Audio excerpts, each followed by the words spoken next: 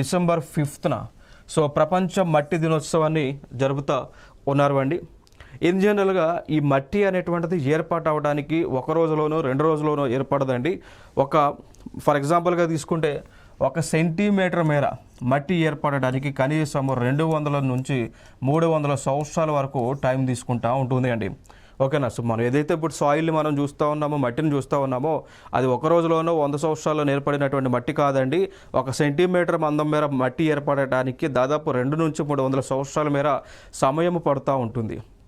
Of course ఇప్పుడు ఈ process అంతా కూడా మనం జోగ్రఫీలో చదువుతూ ఉంటాం. సో ఇక్కడైతే మనం డిస్కస్ చేయం. ఓకే. సో చూసుకున్నట్లయితే ఇక్కడ 2002లో international union of soil sciences మట్టి గురించి ఓకేనా. సో మట్టి గురించి ఒక అవగాహన కార్యక్రమాన్ని జరపాలనేటువంటిది డిసైడ్ చేయటం జరిగిందండి.